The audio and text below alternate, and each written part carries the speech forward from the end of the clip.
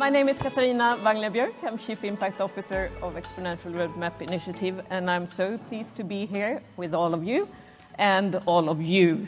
And we're going to talk about how we're going to accelerate the rising economy, the new world order, if you will, the new world economy, the world that we want to live in, and later on maybe taste some of. I want to introduce my very large panel. It's beautiful to have you here. We'll start here. Jacqueline. Hello, everyone. My name is Jacqueline Allen. I'm the Director of ESG at Beyond Meat. For those of you who may not know, Beyond Meat is a company that makes meat and other proteins from plants. Very good. And Abdel?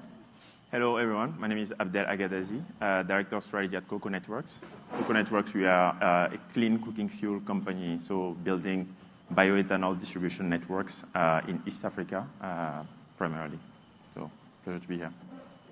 Hi, I'm Lena K. Wiles. I'm the Chief Sustainability Officer for Adaptio Group, and what we do is flexible, movable buildings. I'll tell you more about that later. Hi everyone, Caroline Reed, Senior Sustainability Director for Oatly. It's good, it doesn't say Oatly, the oat milk company, otherwise people think I say sunglasses company. So, yeah. I'm Jen Koss. I'm an investor board advisor and advisor to Summa Equity. We are a private equity fund based in Oslo, Stockholm, and Munich, and actually now New York. We are a thematic-driven investor, investing and addressing global challenges. Hi, my name is Johan Mandrik Reunanen. I'm Climate Impact Lead with a company called Stegra.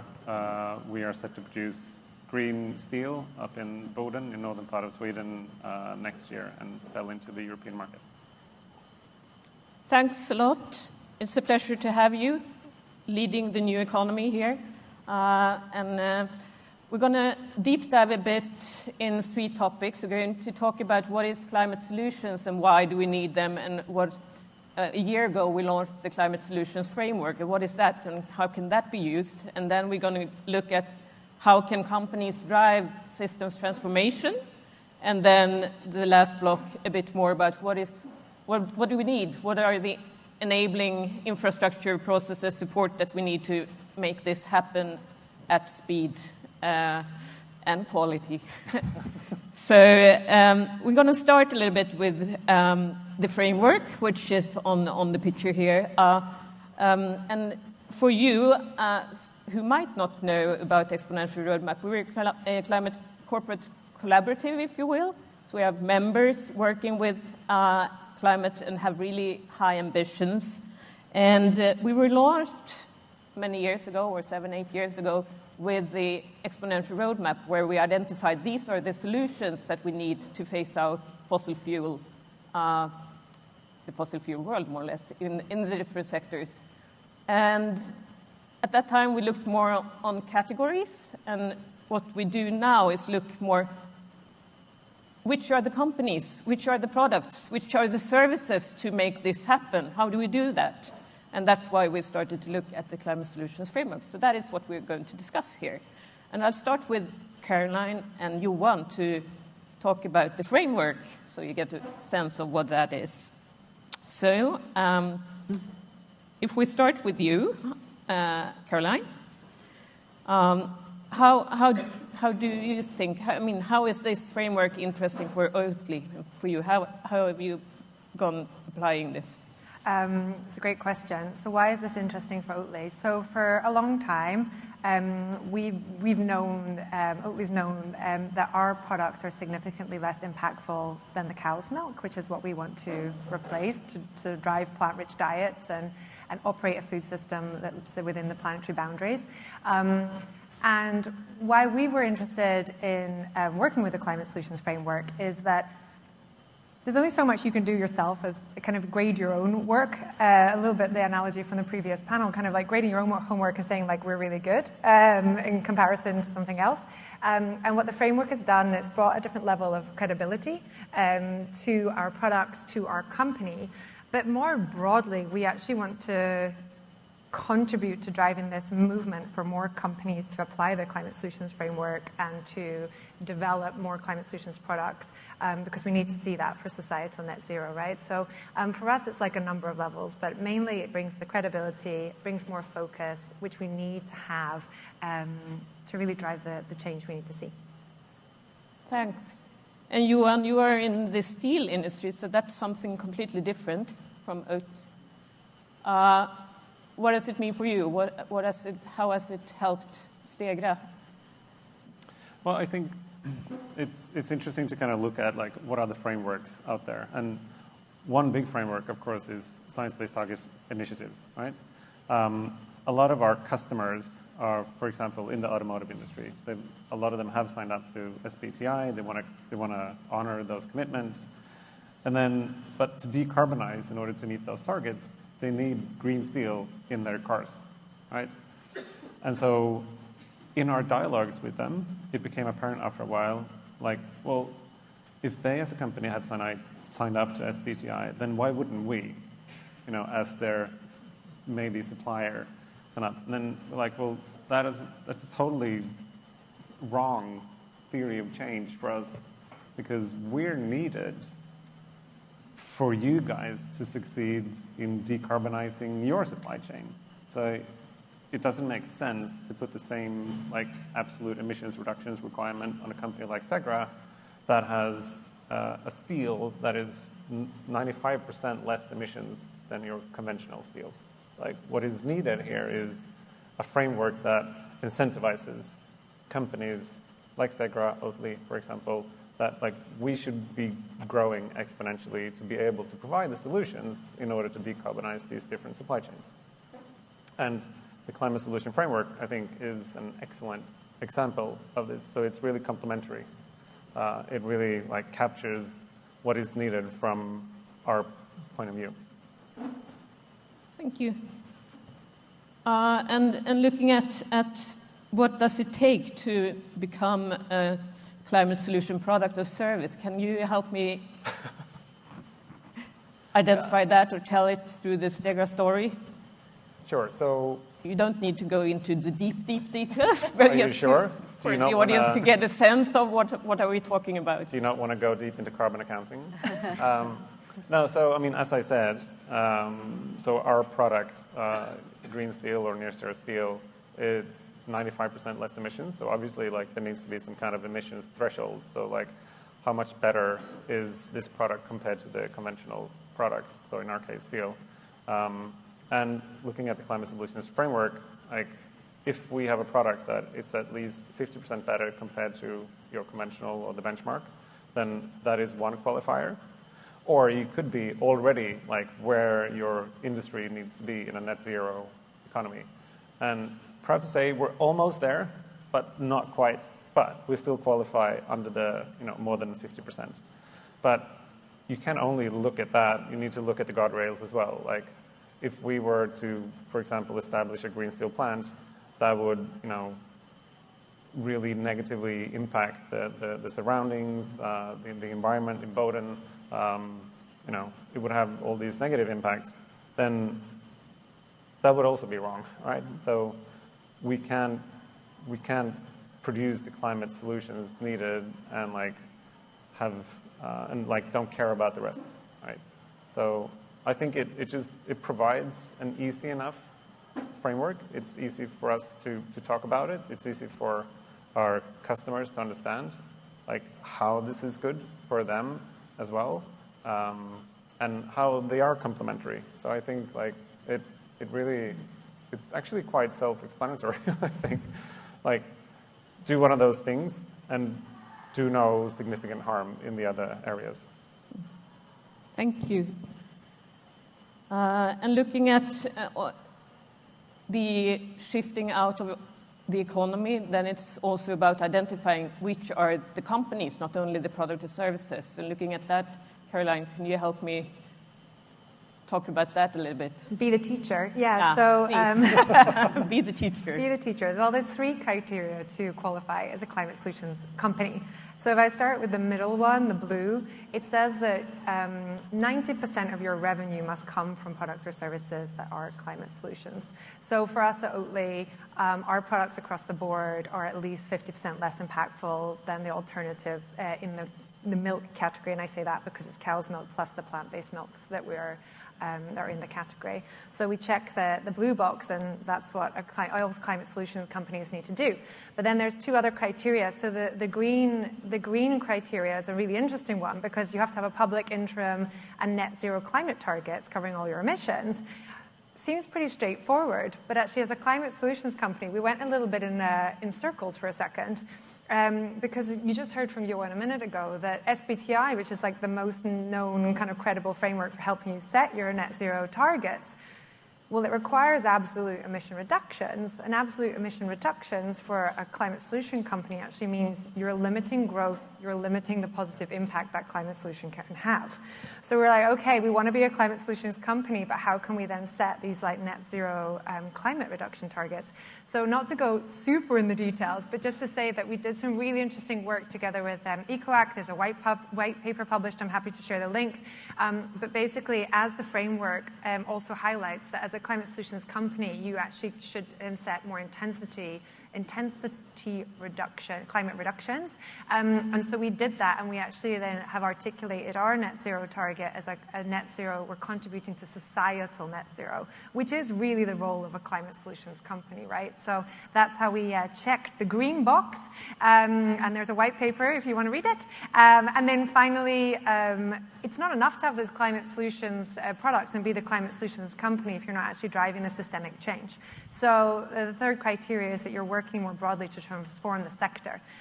So from Oatly's perspective, we're not just here to transform your latte, but we're here to actually drive systemic change in the whole food system. The food system is fucked up. It's broken. And we need to see change. And so Oatly uses its voice and its brand to really advocate for systems-wise change when it comes to everything from policy but also consumer awareness. So that is how you qualify as a climate solutions company, and hopefully some of you in the room can do so in the future. Thank you so much, and thank you both. And I also wanted to invite the audience to give a warm hand for the first qualified climate solution companies, Stegra and Oatly. Great job, and so inspiring to work with you on this. Taking the, we can take away that one, yeah, and have whatever. No, I mean, taking the discussion about companies, how we can drive transformation and systems transformation. And now I want to talk with all of you, starting with you, Abdel. How do you look upon it in Cocoa? And can you tell a little bit about what you do and how you help enable systems transformation? Sure, I'm happy to. So, Cocoa, we are really positioned on solving a core issue in like the climate journey, which is the clean fuel. I mean, the fuel that's used to cook, basically. So today, I think there's still 2.3 billion people who still cook with what's called dirty fuel, which are primarily charcoal and firewood. And this cooking CO2 emission is equivalent. It's actually more than the whole transportation industry combined. So that's like aviation, maritime. And paradoxically, it's actually not difficult to solve in the sense of like, we know the solutions, we know how to deploy them. It's not like a hard-to-abate sector per se. What Cocoa does is we build bioethanol, which is one of the cleaner fuels. So you actually have like 3 clean fuels, so electricity, gas, or biofuels. And we focus on the biofuel and build distribution networks for customers, so household directly, enabling them to have access to a cleaner fuel at the right price points.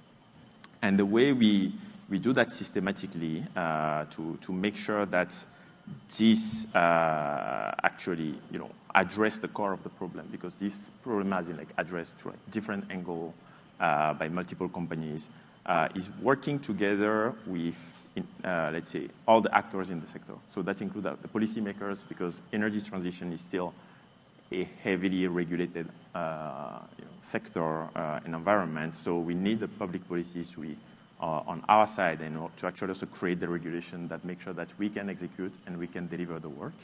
And then we also need to make sure that from a pricing perspective, it works. So that's where we work leveraging the carbon market to have a pricing that makes sense for customers and to also have an innovating financing solution to drive that energy transition. And I was looking at the framework, I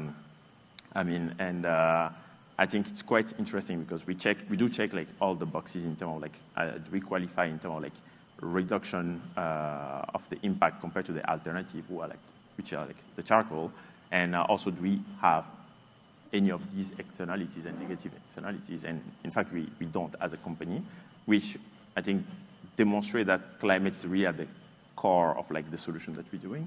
And now, and I think this is why this session is also quite interesting, is like how can we accelerate? Because really around accelerating. Today, Cocoa, we serve 1.3 million households, so across Kenya and Rwanda. And just looking at, sub-Saharan Africa, not even talking about the other continents, I think there are like 500 million households that can get access to this. So the challenge is large, or the opportunity set is actually large. So it's really around, okay, let's accelerate and get this solution that we know to more households. Thank you. Very interesting and inspiring. And Lina, let's talk to you and talk about you and Adapteo. How do you change your sector? Yeah, I'm going to go out on a limb and assume that nobody in the room knows what we do. So I'm going to explain what we do at Adapteo. Please do. Please introduce what you do. Our buildings as a service is our core concept, and it's a circular business model based on the concept of reuse, really. That's the core of what we do.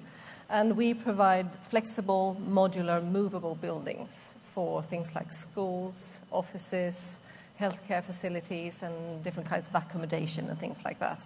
And we do that through in periods of change. So our spaces are special in the way that they can not only move, but they can also grow and shrink during the use time. And then when they're not needed anymore in that place where they're located, we take them back and we refurbish them and fix them up again and then rent them out and place them somewhere else. And we do this over and over again. So that's the sort of core business model. And what's interesting is that we are in the sort of bigger construction and building industry sector, right? And that is a huge contributor to the global carbon footprint. It's somewhere like a third or more of the global carbon footprint comes from construction. So there's a lot of opportunity there to decarbonize and upgrade the built environment. And this built environment is in constant change, and it has to be because demographies change, industries change, things develop, infrastructure needs change over time and so on. And through that change, you need the bridge solutions. You need the kind of rubber band in that planning to make your community or society keep running while you're sort of building for the future, if you will. So that's our purpose. That's how we see our role in the bigger picture, to be that bridge solution, to be there through times of change, essentially. And through that, then we consider ourselves sort of enablers of change and transformation and so on. And not only do we do that, so we enable the transformation of the permanent built environment, if you will. So we're not in competition with them, we're trying to support it. But we also do that with a low footprint in itself. Because thanks to the basic concept of reuse, the embodied carbon of our buildings, if we use the reused ones, is really, really low compared to, say, a new permanent building, for instance. So up to 96% lower embodied carbon in itself. So it's a dual kind of supporting service that we provide, that we see. And I think we are also an example of a scalable circular solution in the construction industry, which is also quite rare, I would say. And we know that our circularity, that helps and benefits both our carbon footprint. It helps us lower it. The more circular we get, the lower our footprint will be, or the lower our carbon intensity will be. But we also know that it supports our business targets and our profitability and our margins and all of that. So it's really a quite beautiful combination of things that does many things at the same time. And so we want to do what we can to keep getting more and more circular and provide support to more and more communities or industries or whoever is in transition to something else. And we have, in order to help us steer that development, we've recently developed a way to measure our circularity in a way so that we can make better business decisions, so we can lower our footprint and keep growing and scaling and lowering our intensity on the way. So in essence, we're trying to help on different levels. Yeah. And that's how we do it. That's really inspiring. So interesting to follow your journey. Going to you, Jacqueline, Beyond Meat. Tell us about what you do and how you work with systems transformation. Sure. So Beyond Meat, as mentioned, we are a protein company and we offer meat and other proteins that are made from plants. So rather than proteins from animals, we get our proteins from nitrogen-fixing crops such as peas and other legumes and the faba beans, and we also use brown rice proteins as well. From the beginning of Beyond Meat, it's really been focused on benefiting human health, climate change, the natural environment, and of course, animal welfare. However, the last few years, we've actually really been focused on human health. We've done so in that it's really important that we offer a climate solution, but we all know that animal-based meat is emitting a lot of methane, particularly beef. And one of the biggest things we can do on an individual level, aside from reducing food waste, is to go plant-based or to eat plant-rich diets. However, that alone is not enough to drive the systems change that we need to see. Customers or people, you would say, people care about the environment, but when you turn that person into a consumer and they're in the marketplace and they need to buy a product, they need to think about, and they're thinking about, what is this for me right now? Those hard-earned dollars that with inflation and everything are kind of not worth as much anymore. It really matters what you offer to the consumers in the here and the now. And that's why we've been so focused on health, because that is something that impacts our consumers right now. So we've actually reduced the ingredients in our product. We have introduced heart-healthy avocado oil in our product. We've reduced sodium. We've reduced saturated fat, and we're always non-GMO. So this really matters to our consumer, in addition to the fact that we stand for animal welfare and that we are a climate solution. And we really, when we've been focused on looking at what does our climate journey look like, similar to what Caroline was saying earlier, as a company that inherently is good for society, and we know that, finding the right framework that recognizes this can be a challenge. And so that's why when I learned about the Climate Solutions Framework with ERI, I was so excited, because essentially it recognizes our inherent goodness and recognizes that the best thing we can do as a climate solution, or a company that offers climate solution products, is to grow. We need to grow responsibly, but net, we need to grow. Our alternative beef products typically are 80 to 90% less, emit 80 to 90% less greenhouse gas emissions than animal-based meat. So when you think about the curve and the transition to net zero, we're already well over 10 years ahead of what the current animal protein market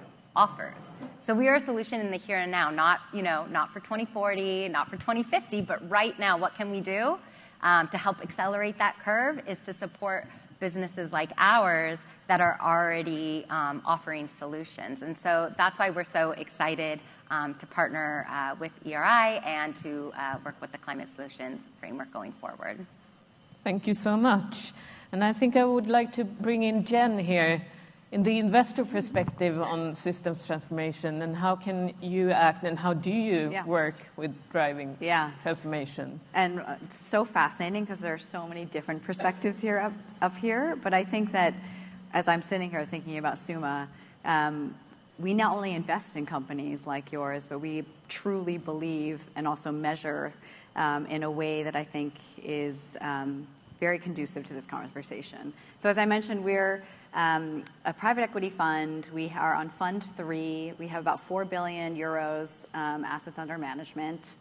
And we invest thematically, as I said. So we invest in circularity, in sustainable food, tech-enabled resilience, and energy transition. So those are our 4 major themes, and all of our companies fall into those buckets. We actually also invested at one point in healthcare and then sort of tweaked it as we thought about where we could make the most impact and how we can really drive value going forward. I think I have to go back a little bit to origin story because our founder, Rainer Indal, who's Norwegian, really thought back in 2016 about whether or not he was, as a private equity investor before Summa, am I helping or am I hurting this, world? And I think he really philosophically felt like it was time to do something good. And so he started a private equity fund when impact was really nascent. We didn't even call it impact, to be totally honest. And it's not that we shied away from it, but it just wasn't anything that people really talked about. But he had very core principles and core values, which was around investing in the deep challenges and seeing them as opportunities. And so what we invest in really is systems change. And we've done a lot of things over time to basically push forward to become what we call private equity 4.0. I think some of you may know what that is, some of you may not. But truly, there's a couple of things that we have done that have really gotten there. And I'm actually going to point to 2 of my colleagues in the audience. So Emily, Katrina. Emily's our Director of Impact. Katrina now runs the Summa Foundation. The Summa Foundation owns 10% of our GP. So that's a really important element to how we think and function as a firm. And then Emily's role, in addition to another woman who we just hired about 2 years ago named Stephanie. So Emily runs Impact. We brought Impact directly in-house. And that was because we had started with what we felt like was a little bit of like open source impact measurement. You can't manage what you can't measure. So we felt that we wanted to work with the best. And so we went to Harvard Business School and worked with George Serafim, who's a professor there, on impact-weighted accounts and that framework. Really what that was not just taking the positive externalities, but also taking into account some of the negative ones and driving towards what we called like a singular currency. We've taken that, and then Emily came on board and has pushed that framework in addition to working with a lot of other experts and really academics, Stockholm Resilience Center, like a number of different entities out there to drive towards what we feel like is the best way to measure impact. I mentioned Stephanie, who's not here, but she runs a new group called Via Summa, which is really operating and firing up our portfolio companies to get the best impact that they possibly can. And her team really works exceptionally close with our portfolio companies to do that. And some of our portfolio companies, by the way, are sort of remind me of things here. So in the Beyond Meat category, so we own a company called Nutris, which is a plant-based protein ingredient manufacturer, so further back in the value chain, making protein from fava beans, which, as you may know, is the lowest carbon emission plant protein supply. And we also are very, very strong in the waste and circularity area. And so we have Norway's, we started out as Norway's largest waste and recycling. We just merged most recently with Fortum. We are now the Nordic's largest waste and recycling company. And that has been a very big and deep area of investment for us over the years. Thank you. Really interesting. And looking at all of you creating the new future net zero economy, there is something that is always needed when creating futures. It's about narratives and visions.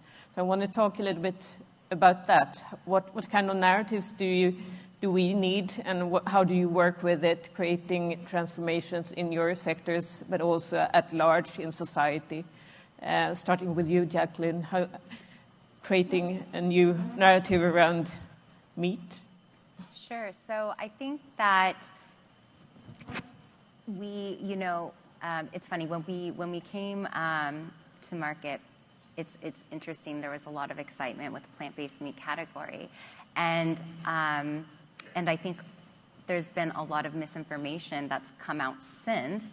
That's been coordinated by the incumbent industry.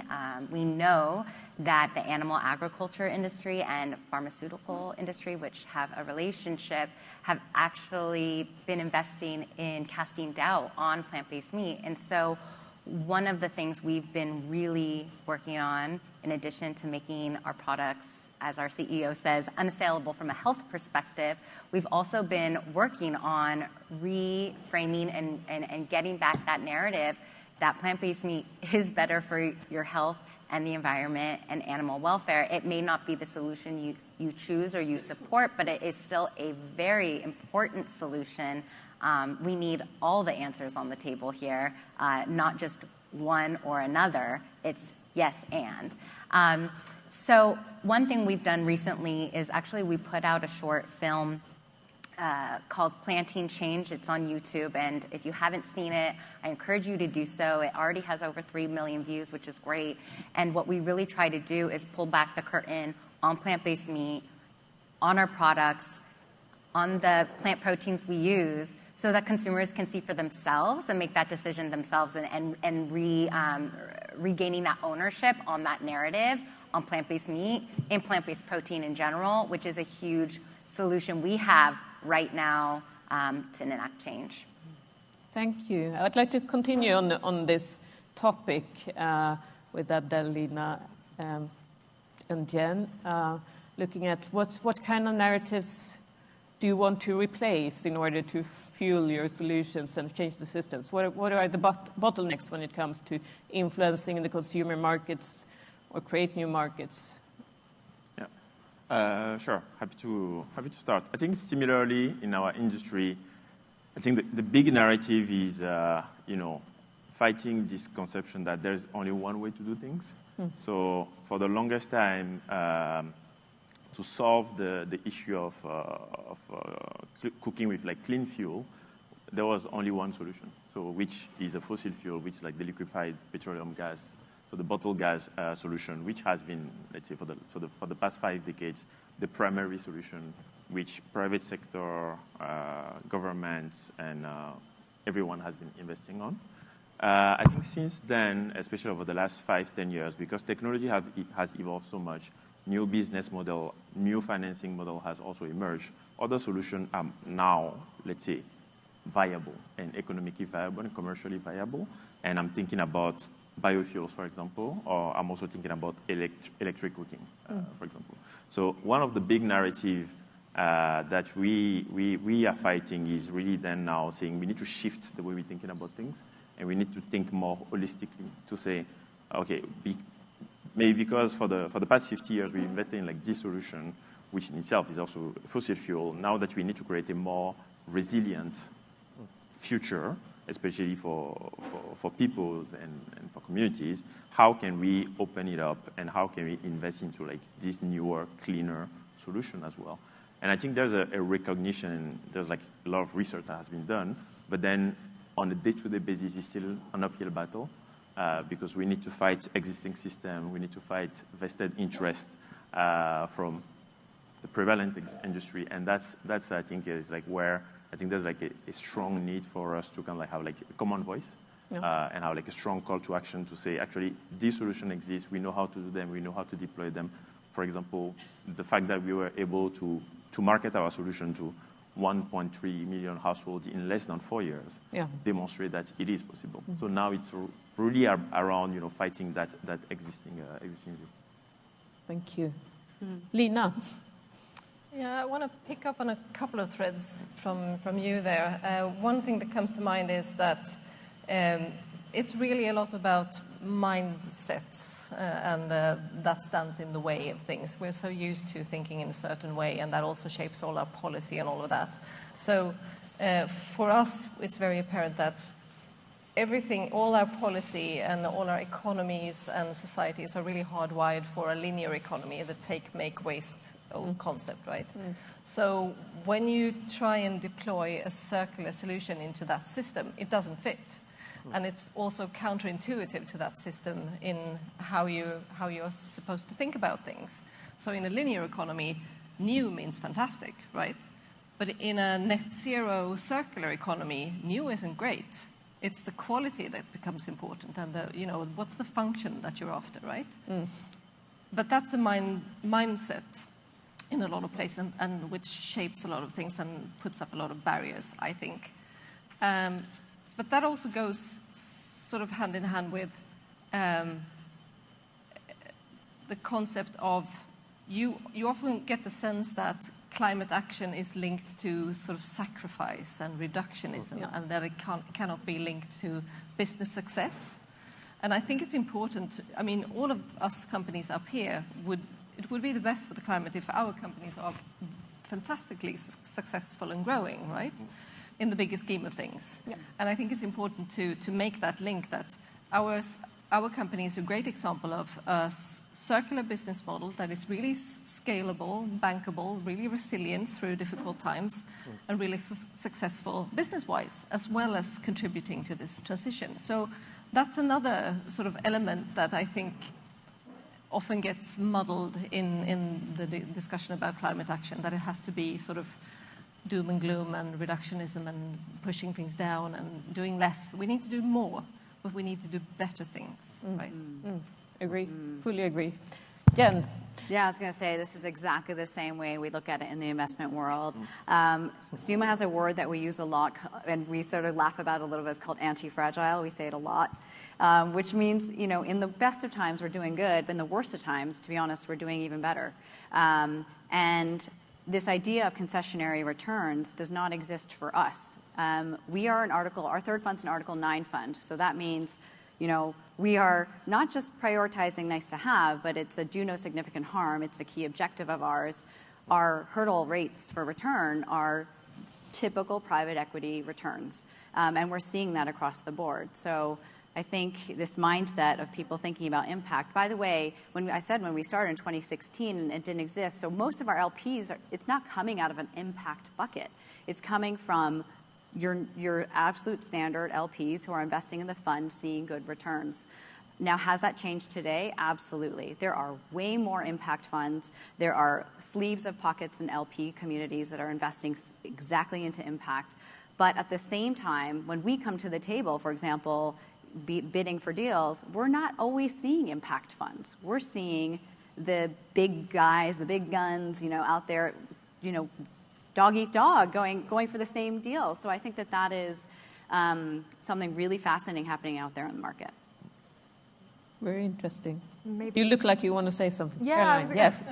Well, I was going to build on the point about sustainability or climate action or whatever. It's kind of sacrifice, and I think it's in the food space, definitely that's the feeling, right? So it's we're not going to talk about climate solutions. That's not going to make a consumer choose Oatly, right? We want to go, the narrative needs to be this is delicious, it's exciting, tastes amazing, tastes better actually. This is why I'm going to make the change. Oh, by the way, it happens to be better for climate, right? So I think that's the narrative that we need to keep. But what I think is also really clear is we should not be green hushing, because the 89% project, I'm sure many of you are in the room are aware of it now. When you look into research on country level about what people want, what consumers want, people want climate action as well. So I think it's no, it's not the narrative that's going to make people want to change and take sustainable action. But at the same time, we shouldn't be very quiet about it either, because it is a really important underlying message, right? And even here in the US, I think it's above 75% of people want climate action. It's not polarized. It's not political. That is a narrative that is being fed through, well, we don't need to name where it's coming from, but it's a narrative that we need to break as this sort of silent majority right now. So I think that's also something I just really wanted to highlight. And I think the other thing around the narratives is nothing's black and white, right? We get, as a plant-based milk company. You know, it's like people say that we hate farmers. Of course, we don't hate farmers. Farmers grow oats. You know that. Like, we love farmers. But we also are aware there's many farmers that are stuck in a system that's not really working for them, working for nature, working for the planet as a whole. So I think it's really interesting also going forward around narratives about, like, what are the unusual collaborations that we can be having? What are the dialogues we should be having? You know, we're friends with dairy farmers that are also trying to change the system from the other side. It's not black or white, and I think that nuance needs to be brought forward as well. Thank you. There's so many smart things that have been said. No, I think one thing that I wanted to kind of, you know, highlight was like the shift of mindsets, right? So Stegra was founded 4 years ago. There was a team of 5 people and a PowerPoint. Like, there was no money. We didn't have existing operations, blah, blah. But if you want to establish the world's largest electrolyzer, ion production and steel production, you need roughly $8 billion to do that. And so how are you going to finance that? Like, you need to project finance the whole thing. Mm-hmm. And so there was a big mindset shift that had to happen with the investor community, with the lenders, and with the customers. Because usually when you buy steel, you buy that on maybe 1-year contracts, say. There is no green premium. Like, you don't really care about the embedded emissions, right? And so in order to finance the production site to be able to deliver the products, we had to get the customers on board saying, yes, we will sign 7-year offtake agreements that are take or pay. So even though we don't want the steel, when you ship it, we need to pay for it. And that was the kind of collateral that we needed for the investor community and the lenders to say, yes, we will, you know, not give us, but we will, you know, make available the $8 billion needed. And I think, so when I think about the impact that we can do is like, well, we can show that it's possible in a relatively short time, change the mindset of a lot of different stakeholders in a pretty wide ecosystem, right? And with that also comes a lot of the policy work. So, I mean, it's been said like on this panel as well, but like, we need a price on carbon.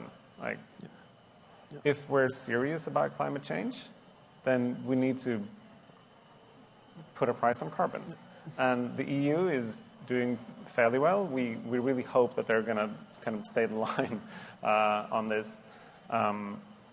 Because if we introduce that, there will be like natural incentives for companies like Stegra that are very capital intense to get the right conditions, to get the financing in place as well.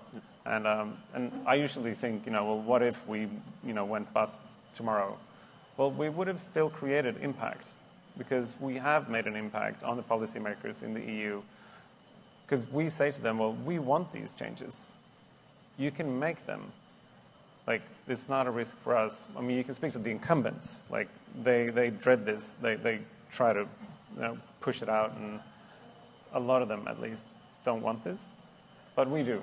So, like, if you want to speak about resilience, if you want to speak about future-proofing the economy, etc., then look at the companies that are willing to drive the change, right? Yeah. Thank you.